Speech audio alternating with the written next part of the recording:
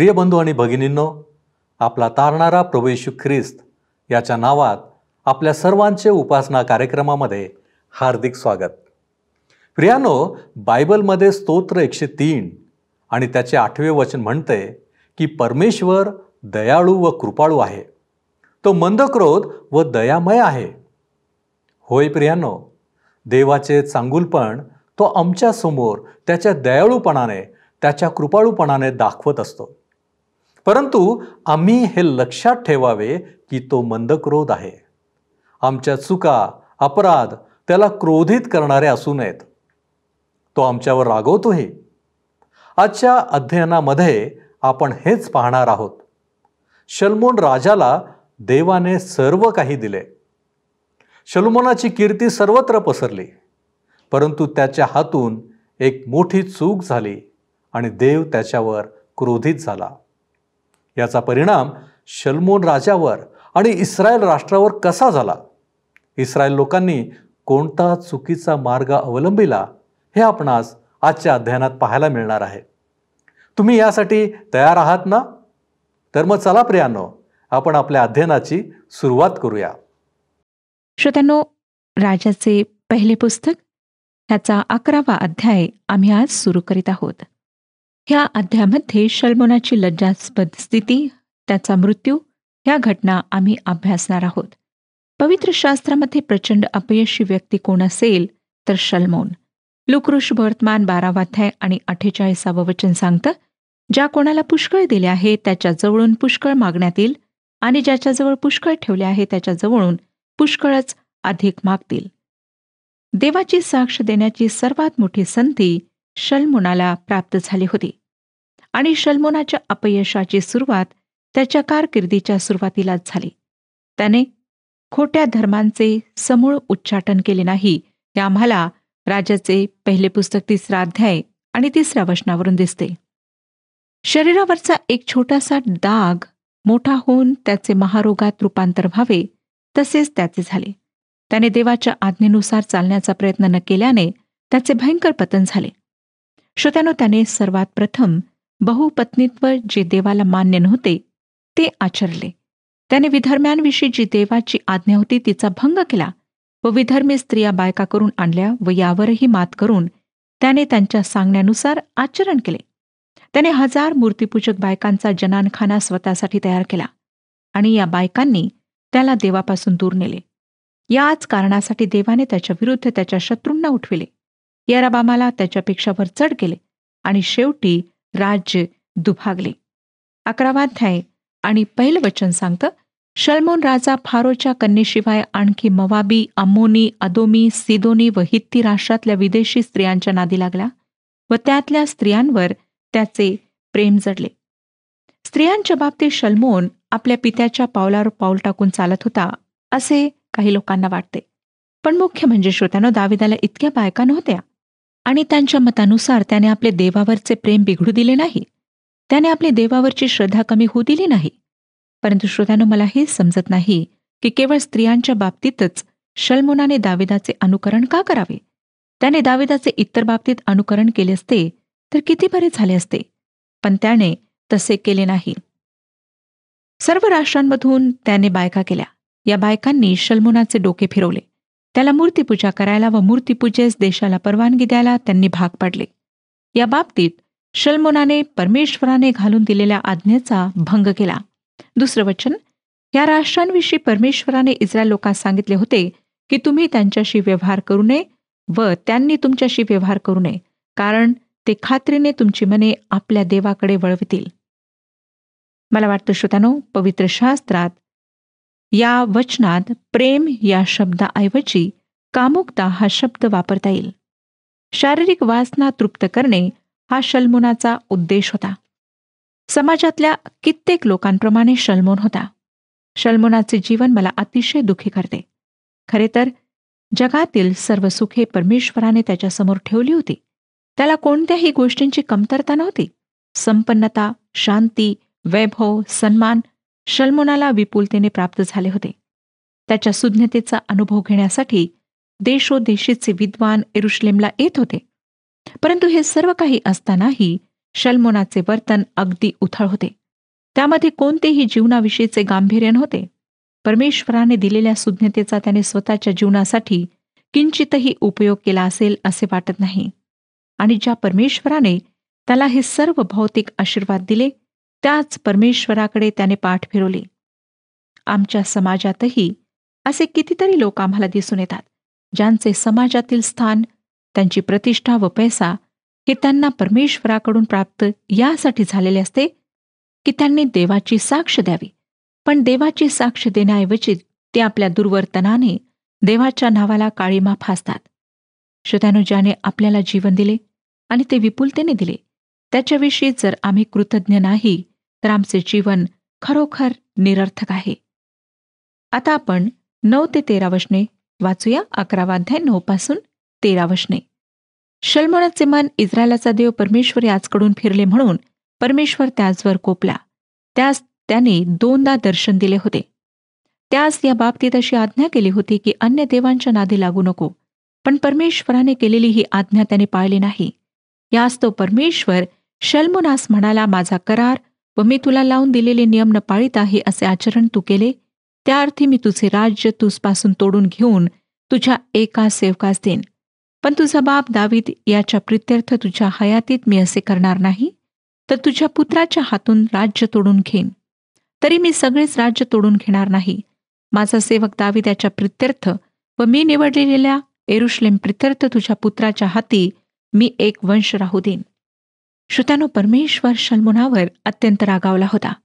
लक्षात ठेवा की देवाने शल्मोनाचे असले वागणे स्वीकारले नाही.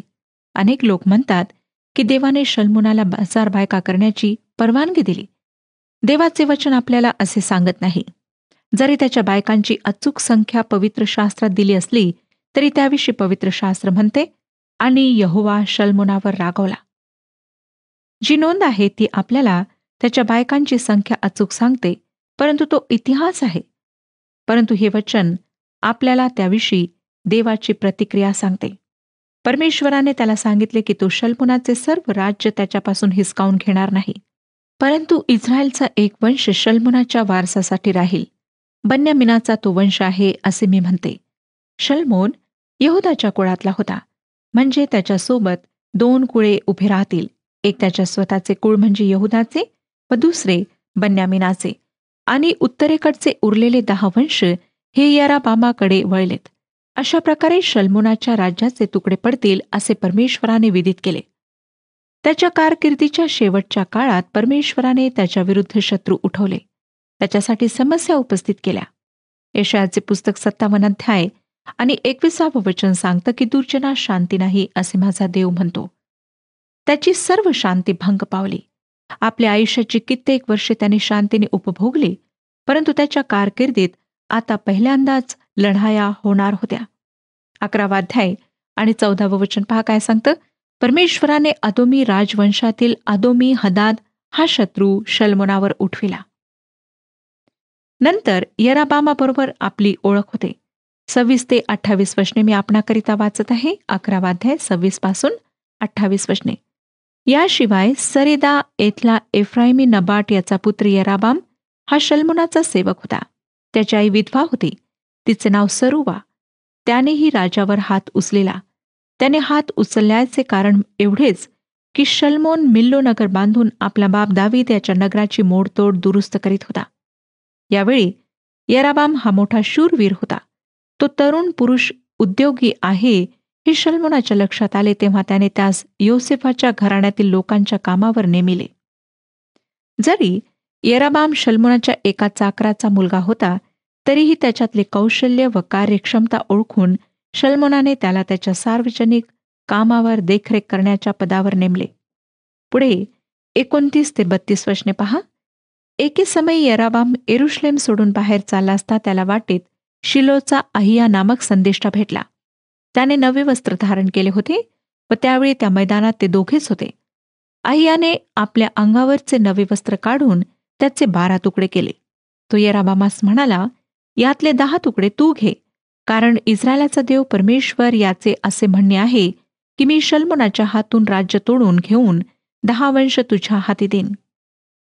तरी माझा सेवक दावीद त्याच्या प्रित्यर्थ आणि इस्रायलाच्या सर्व वंशातून मी निवडलेल्या यरूशलेम नगराप्रित्यर्थ त्याचकडे मी एक वंश राहू देईन. श्रोत्यानो, अहिया भविष्यवादी नवे वस्त्र नेसला होता. त्याने ते फाडून त्याचे 12 तुकडे केले व त्यापैकी 10 तुकडे त्याने यराबामाला दिले आणि त्याला सांगितले की परमेश्वर तुला 10 वंश देईल व राज्य विभागण्यात येईल. श्रोत्यानो, देवाने इस्रायलचे राज्य 2 तुकड्यांमध्ये का दुभागले? ह्याचे कारण आम्हाला 11वा अध्याय आणि 33व्या वचनात वाचायला मिळते. हे वचन सांगतं, याचे कारण हेच की ते माझा त्याग करून सिदोन्यांची देवी अष्टोरेत, मोवाबाचा देव कमोश आणि अम्मोन्यांचा देव मिल्कोम यांच्या भजनी लागले आहेत. ते माझ्या मार्गाने चालत नाहीत, जे माझ्या दृष्टीने योग्य ते करीत नाहीत, आणि शल्मोनाचा बाप दावीद माझे नियम व निर्णय पाळीत तसे पाळीत नाहीत. भविष्यवादी आपला संदेश त्याने चालू ठेवतो. देवाने दाविदाशी केलेल्या कराराखातर परमेश्वर शल्मोनाच्या हातातून राज्य काढून घेणार नाही, परंतु तो ते शल्मोनाच्या मुलाच्या हातातून काढून घेईल व 10 वंश यराबामाला देईल असे तो विदित करतो. श्रोत्यानो, या गोष्टी झाल्यानंतर यराबामाला आपला जीव वाचविण्यासाठी पळून जावे लागते. 40वं वचन सांगता 11वा अध्याय आणि 40वं वचन.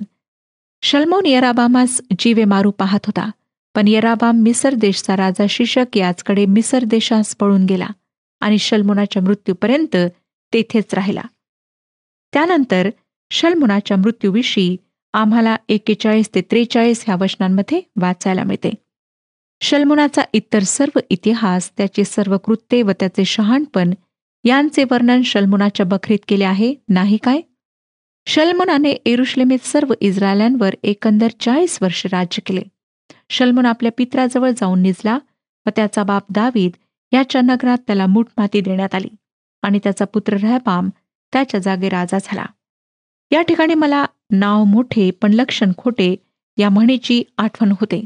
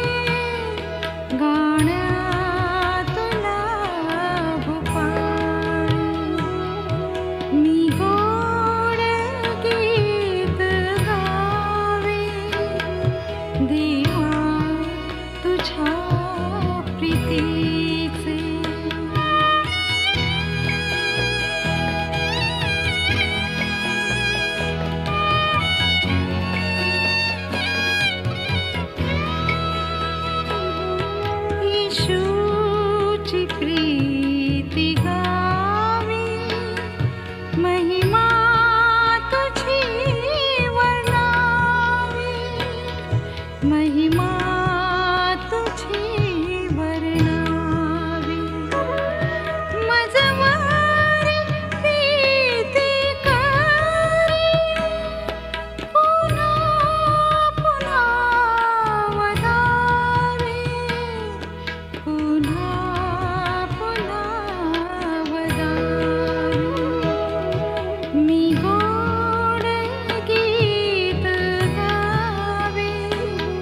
देवा तुझ्या प्रीतीचे तुझेच गुण गावे हे ध्येय जीवनाचे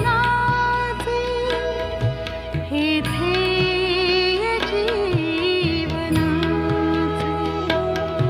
मी गोड गीत गावे देवा तुझ्या प्रीतीचे. शल्मोन राजाचे वैभव, त्याची सुज्ञता, त्याचे राजवाडे, त्याने देवासाठी बांधलेले घर, या सर्व गोष्टींमुळे तो जगविख्यात राजा बनला. पण श्रोत्यानो, त्याची लक्षणे मात्र देवाच्या पुत्रास साजेशी अशी नव्हती. त्याने मोठ्या आयटीमध्ये एक प्रभावशाली मागणी देवाजवळ करून सुज्ञता प्राप्त करून घेतली. परंतु ज्याने ती दिले त्या परमेश्वराला तो विसरला. जे नीतिनियम त्याने पाळणे आवश्यक होते ते त्याने धाब्यावर टाकले. जे परमेश्वराच्या दृष्टीने अयोग्य ते तो करीत गेला व त्याला परमेश्वराने दिलेल्या आशीर्वादांचा त्याने सर्रास दुरुपयोग केला. तो परमेश्वराचा प्रभावी साक्षीदार बनू शकला नाही. श्रोत्यानो, आज असे अनेक विश्वासणारे लोक आमच्या युगात आहेत की जे मोठ्या ईर्षेने देवाची सेवा करायला सुरुवात करतात, परंतु ज्या परमेश्वराने त्यांना ते सेवेचे दान दिले त्याला ते विसरून जातात. त्या दानांचा उपयोग स्वतःच्या स्वार्थासाठी करू लागतात. श्रोत्यानो, आज जर आपण ह्या बाबतीत चुकत आहात तर आताच पश्चाताप करा आणि परमेश्वराला आपल्या जीवनामध्ये सर्वप्रथम उच्च स्थान द्या.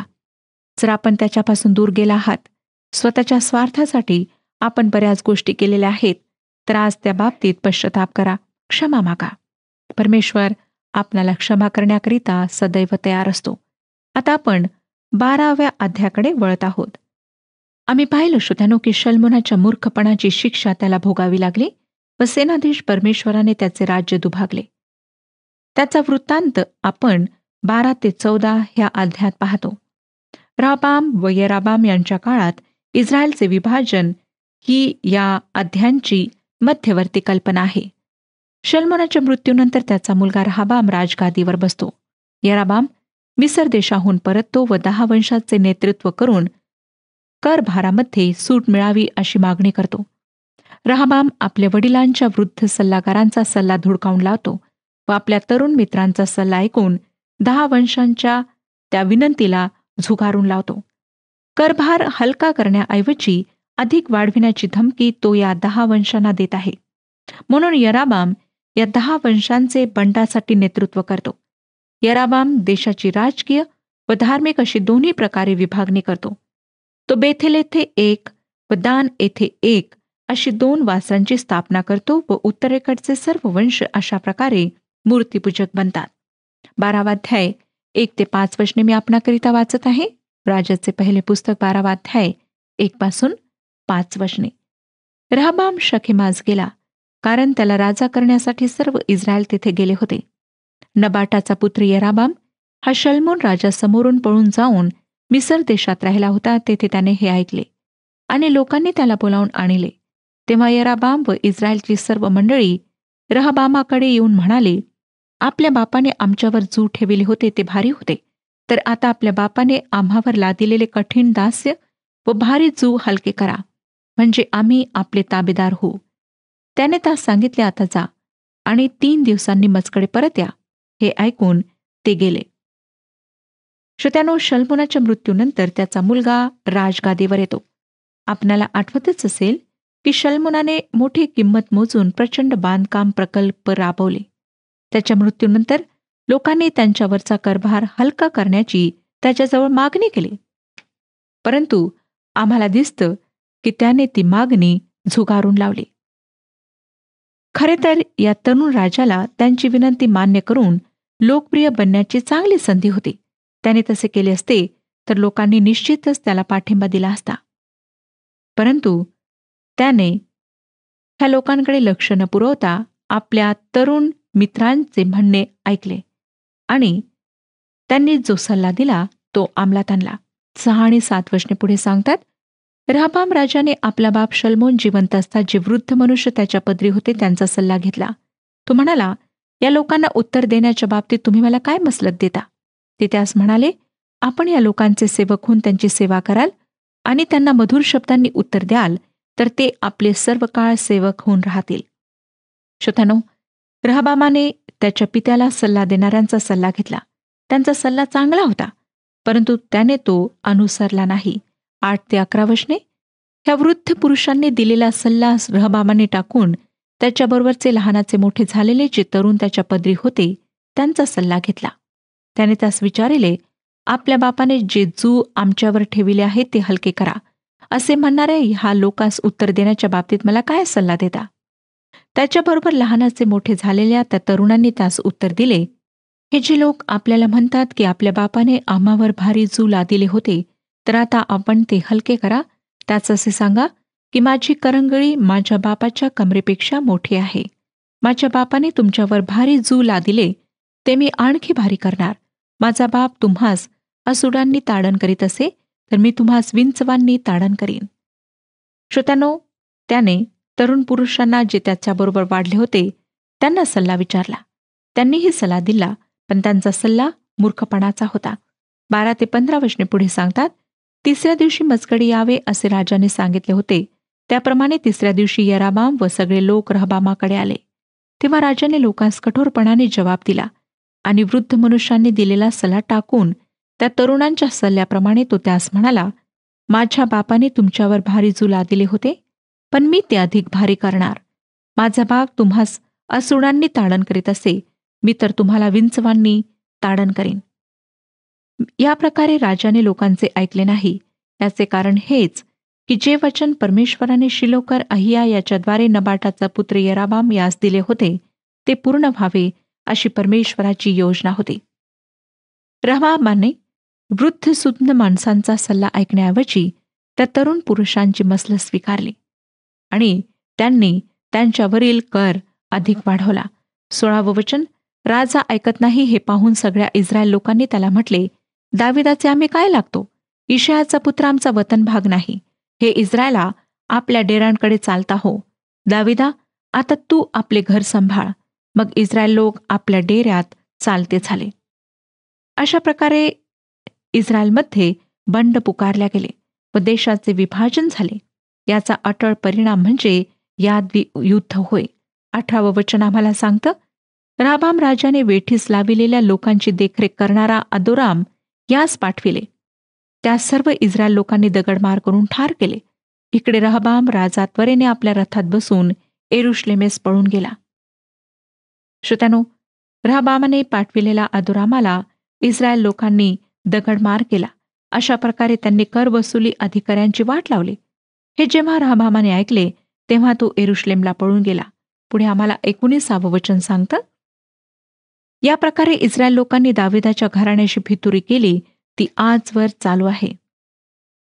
हे बंड इस्रायली लोक बाबिलोनाच्या बंदिवासातून सुटून येईपर्यंत म्हणजे मुक्त होईपर्यंत चालू होते. रहबामाने लोकांच्या विनंतीला धुडकावून लावले व त्याचा परिणाम म्हणून यराबामाने 10 वंश आपल्याकडे वळून उत्तरेकडचे राज्य स्थापिले. नंतर 25 ते 30 वचने सांगतात. 25 पासून 30 वचने. यराबाम एफ्रायमाच्या पहाडी प्रदेशात शखेम नगर मजबूत करून तेथे राहू लागला आणि त्यानंतर तेथून निघून जाऊन पनुएल नगराची त्याने मजबूती केली. यराबाम आपल्या मनात म्हणाला की हे राज्य दाविदाच्या घराण्याकडे जाण्याचा संभव आहे. लोक एरुशलेमेत यज्ञ करावयास गेले तर त्यांचा स्वामी यहुदाचा राजा रहबाम याच्याकडे त्यांचे मन वळेल व ते मला जीवे मारून यहुदाचा राजा रहबाम याचे पुन्हा होतील. राजाने आपल्याबरोबरच्या लोकांचा सल्ला घेऊन सोन्याची 2 वासरे केली आणि लोकास म्हटले, आजवर तुमचे एरुशलेमेस जाणे झाले तेवढे पुरे. हे इस्रायला, ज्या देवाने तुला मिस्र देशातून आणले तेच हे पहा. त्याने एक वासराची बेथेल व दुसऱ्याची दान येथे स्थापना केली. ही गोष्ट पापास कारण झाली. दानापर्यंतचे लोक ह्यापैकी एका वासराच्या दर्शनात जाऊ लागले. श्रोत्यानो, अशा प्रकारे त्या ठिकाणी मूर्तीपूजा सुरू झाली. ह्यावरून आम्हाला दिसतं की देवापासून दूर जाऊन देवाच्या आज्ञा तोडून नियम तोडून लोक कशा प्रकारे पापाच्या आहारी जातात, सैतानाच्या ताब्यात जातात. म्हणून श्रोत्यानो, आम्हाला स्वतःच्या जीवनाच्या बाबतीत फार सतर्क राहायचं आहे. परमेश्वर ह्या बाबतीत आपले मार्गदर्शन करो आणि आपणाला आशीर्वाद देऊ. हा कार्यक्रम आपणास आवडला काय? आता आम्हाला एक मिस कॉल करा आणि आपण पुढील विजेता होऊ शकता.